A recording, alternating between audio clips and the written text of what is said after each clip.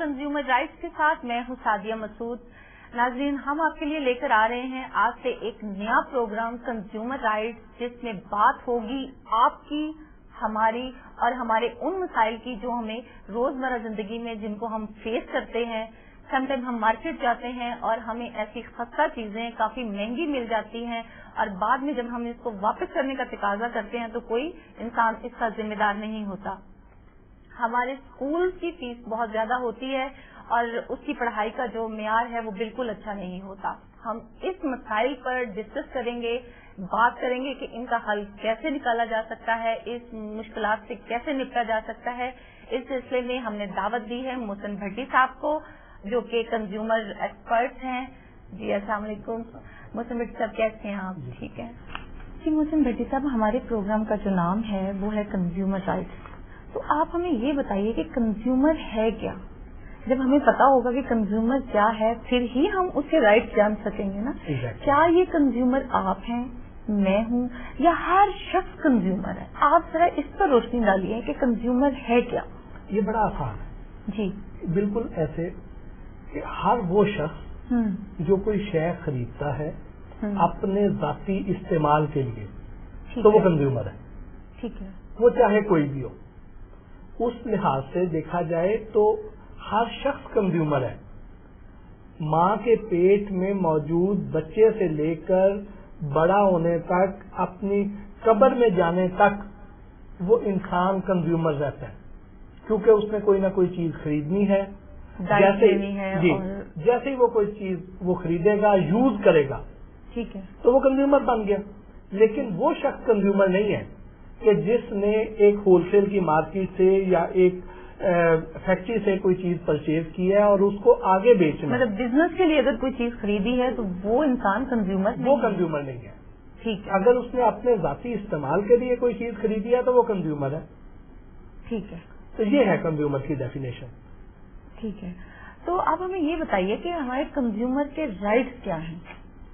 Exactly बात यह है कि जब हमें तभी हम अपने राइट्स को यूज कर सकेंगे, क्लेम कर सकेंगे, अगर हमें अपने राइट्स का पता होगा। बिल्कुल। अगर हमें हमारे राइट्स का ही नहीं पता तो हम उनके लिए क्या एफर्ट कर सकते हैं? बिल्कुल कुछ भी नहीं कर सकते। तो इसलिए ये आज आपके तवस्सुत से मैं अपने व्यूअर्स को ये बताना चाह रहा हूँ कि कंज्यूमर के राइट्स हैं क्या जी, ताकि उन्हें पता हो कि हमारे ये राइट्स हैं और हमें अगर यहाँ पे उनकी किसी स्टेज पे भी खिलाफ वर्जी की जा रही है जी, तो वो उसके खिलाफ आवाज उठाएं। और हमारा आज इस प्रोग्राम का मकसद भी ये है कि हम उनके साथ मिल के इस आवाज को मजीद स्ट्रॉन्ग करें, उनको एक प्लेटफॉर्म प्रोवाइड करें ताकि वो जो है अपने मसाइल को हल कर सकें, उनके साथ कोई भी किसी स्टेज पे भी धोखाधड़ी या ज्यादती ना कर सके।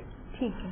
तो सादिया, अक़वाम मुत्तहिदा ने आज से कुछ अर्सा पहले कंज्यूमर के कुछ राइट्स, कुछ हकूक मुतय्यन किए थे।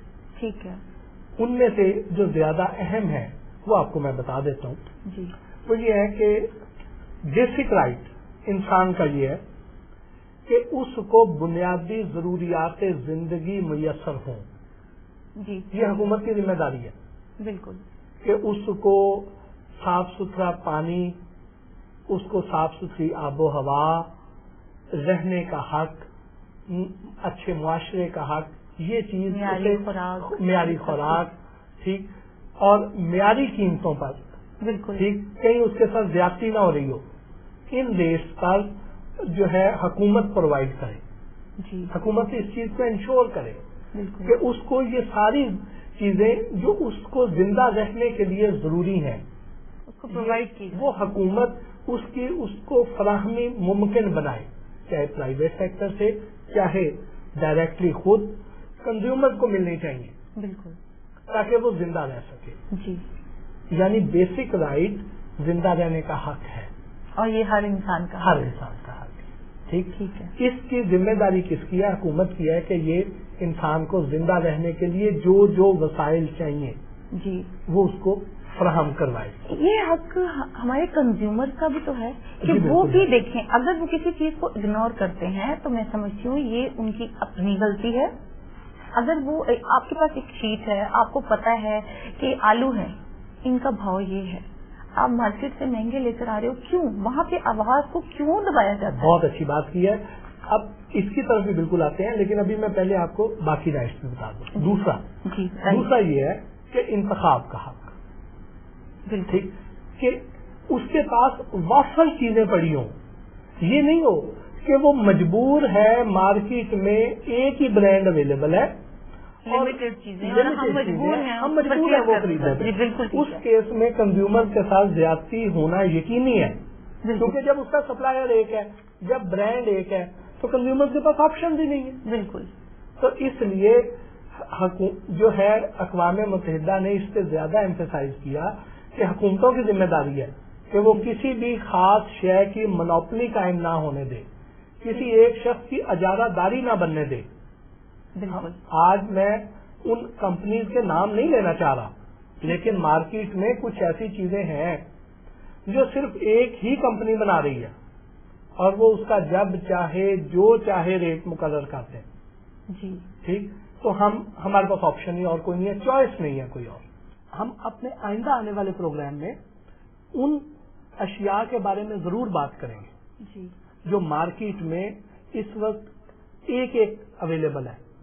ان پہ اجارہ داری ہے، صرف ایک شخص کی اجارہ داری ہے. ہم ضرور اپنے آئندہ آنے والے پروگرامز میں ایک کر کے ان کو ڈسکس ضرور کریں گے. تو تیسرا جو حق ہے وہ یہ ہے کہ نمائندگی کا حق. صارفین کے بارے میں جو بھی قوانین بنے، اگر کسی شے کی قیمت بڑھانی ہے، کوئی نیا ٹیکس لگنا ہے، کوئی پروڈکٹ نئی لانچ کرنی ہے، یا کنزیومرز کے رائٹس کو پروٹیکٹ کرنے کے لیے کوئی قانون سازی کرنی ہے، تو اس میں کنزیومرز کی نمائندگی ضرور ہونی چاہیے. جی بالکل.